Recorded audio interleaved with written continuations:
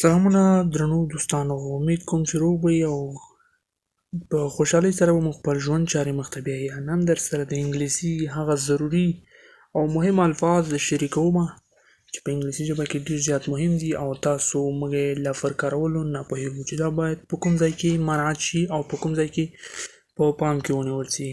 نو که غواړئ چې پوه شئ نو دا ویډیو تر پایه وګورئ او له موږ سره پاتې شئ.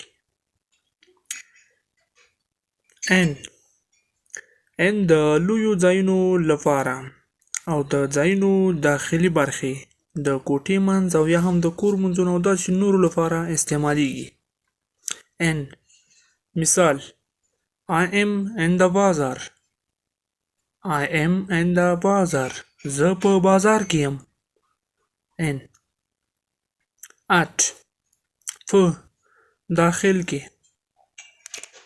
at په یعنی داخل کې د کوچنیو ځایونو لپاره د اشخاصو او وخت لپاره استعمالیږي.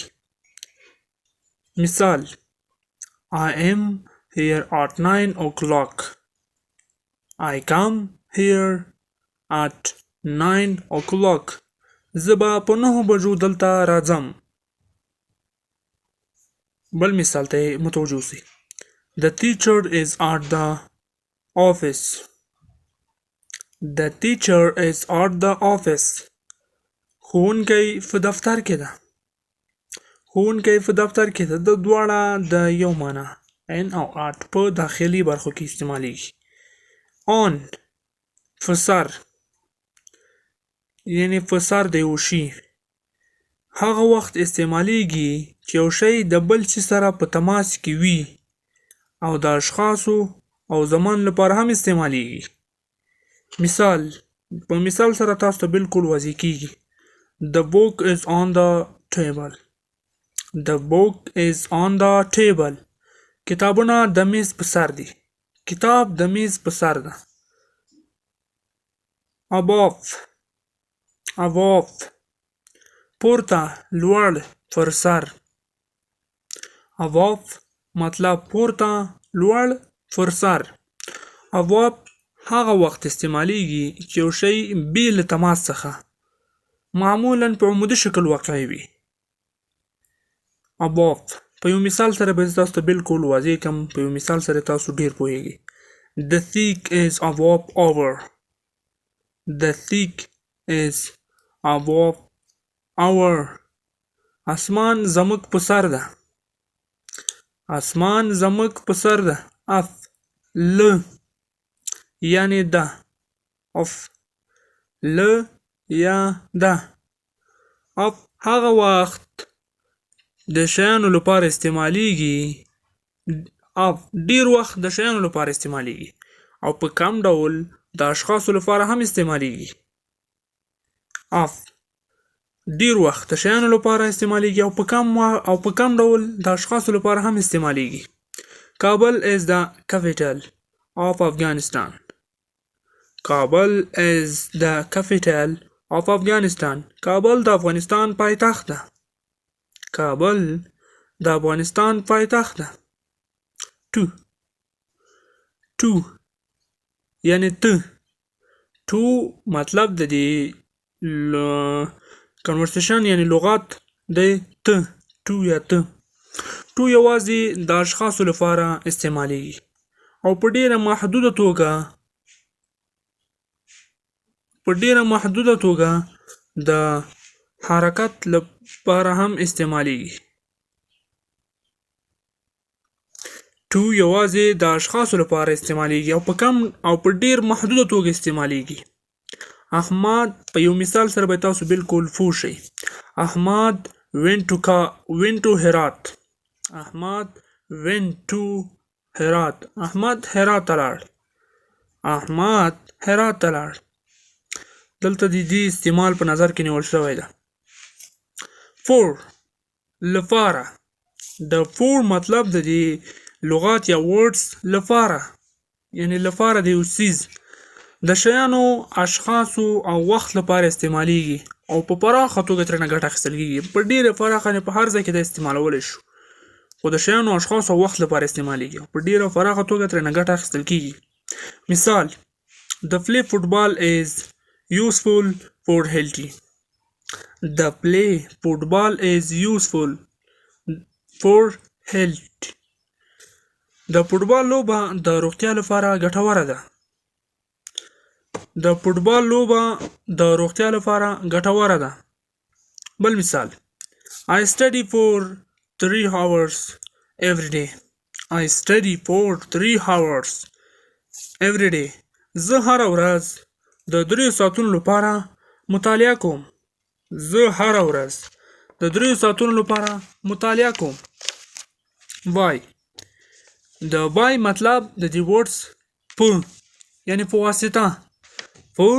واسطه د شیانو او اشخاصو لپاره استعمالیږي د شیانو او اشخاصو لپاره استعمالیږي یو مثال سره به تاسو بالکل پوه شئ I go to bazaar by bicycle I go to bazaar by bicycle زه بازار ته د بایسکل په واسطه ځم دلته بای ته ګوره په نظر کې نیول شوی ده چې په واسطه وایي زه بازار ته د بایسکل په واسطه ځم اپ بل سنټنس اپ پورته لوړ اپ پورته یعنی لوړ اپ معمولا د ځایونو او اشخاصو لپاره استعمالیږي اپ معمولا د ځایونو او اشخاصو لپاره استعمالیږي مثال It is not up to you It is not up to you هغه له تا څخه لوړ نه ده هغه له تا څخه لوړ نه ده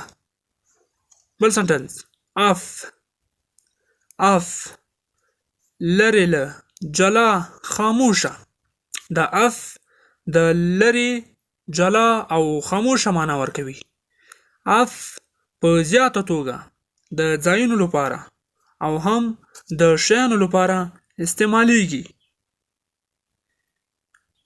اف د اف په یو مثال سره تاسو ته بالکل واضح کومه The switch is off The switch is off سویچ خاموشه ده سویچ خاموشه ده بل مثال The dog jumped off the stream The dog jumped off the stream سپی له لښتي څخه لرې ټوپ وهي سپی له لښتي څخه لرې ټوپ وهي یا لرې ګام اچوي بل سنټنس یا words between په مابین کې ترمنځ between مطلب د دې words یا سنټنس په مابین کې یعنی ترمنځ between د دوه اشخاصو یا د دوه شیانو په منځ کې استعمالیږي between د دوه اشخاصو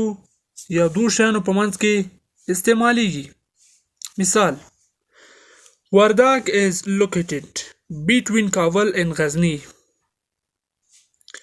ورداګ is located between Kabul and Ghazni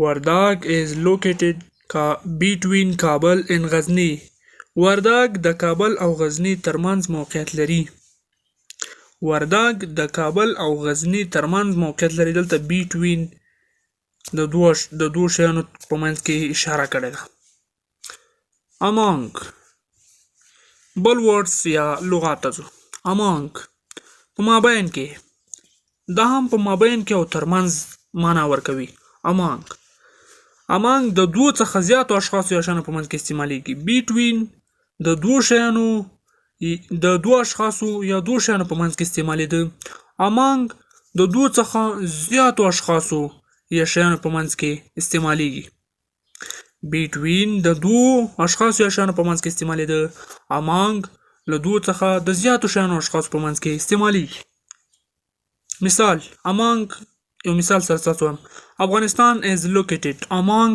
6 countries افغانستان is located among 6 countries افغانستان د شپږو هیوادونو په مابین کې موقعیت لري دلته زیاته هیوادونو په منځ کې د among استعمال شوی ده افغانستان د شپږو هیوادونو په مابین کې موقعیت لري between د دوو شیانو اشخاص په منځ کې استعمالېده. among له دوو څخه د زیاتو اشخاصو او شیانو په منځ کې استعمالېده. from له مطلب یې له یا دا. from له یا دا د ځای خلکو او اشخاصو لپاره استعمالېږي. د ځای خلکو او اشخاصو د ځای خلکو او شیانو لپاره استعمالېږي. د ځای خلکو او شیانو لپاره استعمالېږي. مثال په یو مثال سره به زه تاسو ته بالکل ښکاره کړم. I borrowed a little money from him. I borrowed